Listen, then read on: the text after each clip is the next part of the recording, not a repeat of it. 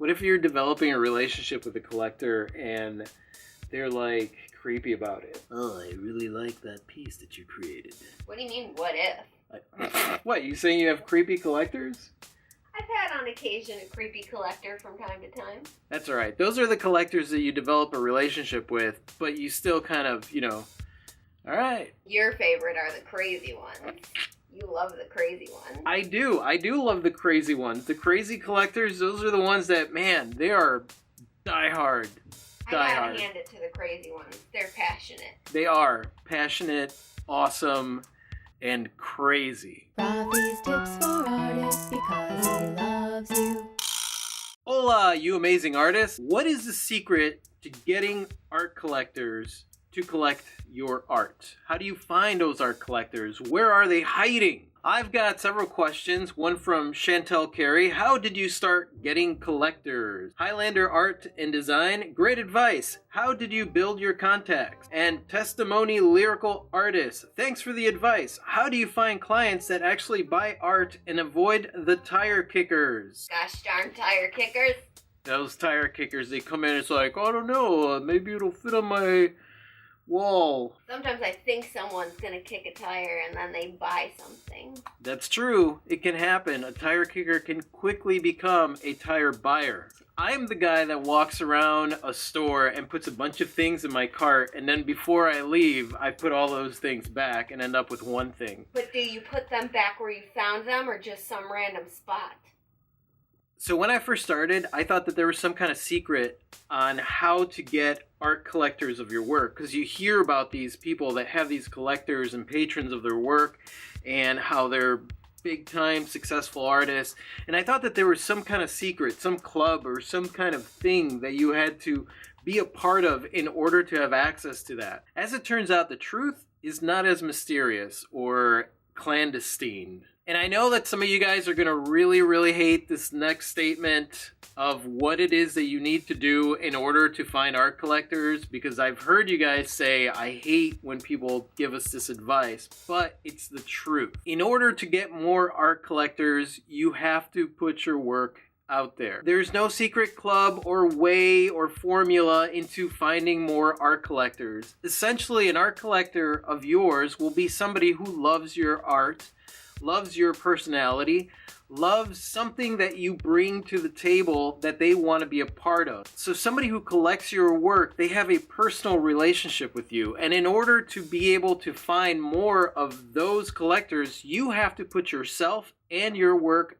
out there. So how did I personally find art collectors? Essentially what I did in the beginning was just put my stuff out there as much as I possibly could. Any art show that there was going on, we went and we did that art show. Had an opportunity to get out in front of people and actually talk to people and show our work. We did the crap out of some art shows. We were doing a minimum of one art show every weekend. Sometimes two, on occasion three. Yeah, we would actually divide and conquer. Clee would be at one art show and I would be at the other, and then when that one was done, I would go and meet her there, and then we'd do that together. It was just There chaos. were walkie-talkies and choppers flying overhead and people in suits coordinating movements. It was nuts. So essentially, when it comes down to it, like, how do you get art collectors? You do it one person at a time. You are building a relationship with that person. I think one of the misconceptions is that this is going to be a really, really quick ride to stardom, because a lot of times you see success stories for artists where one day they were a nobody and then the next day they have their rise to fame. It really doesn't work like that. Like, you have to work it little by little by little by little by little to reach a place that you want to be at. And the secret is that once you reach that place, now there's a different place and you're going to take one step at a time to get there. So there's several types of people that buy artwork. One of them is the kind of person that could go to IKEA or Kirkland's and buy something that looks good that's going to go in their room. They don't really look at the fact that it's artist created. They just see something that's pretty and they want to put it up on their wall. It doesn't matter if it's an original piece of work or if it's just something that is mass produced. Give me that decor, they say. Yeah, I like that. It goes good over my couch. Yeah. I don't know if somebody was doing interior design would sound like that. I like that. It goes good over my couch and my bed. This one's gonna complement that rectangle vase over there.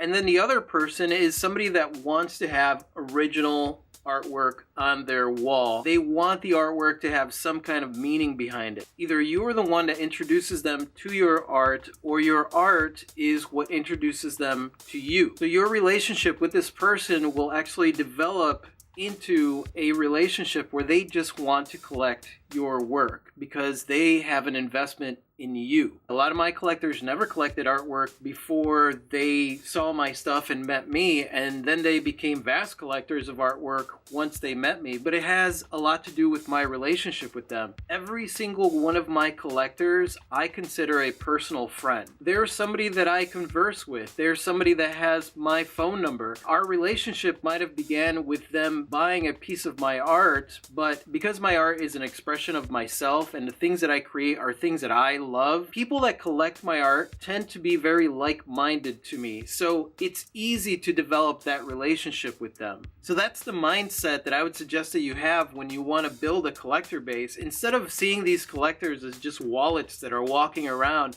see them as people that you would want to actually have a relationship with. Of course, you're going to have people that are interested in one piece, or maybe they just want to fill a space on their wall or something, and they just happen to like your art, and you don't necessarily develop a relationship with them.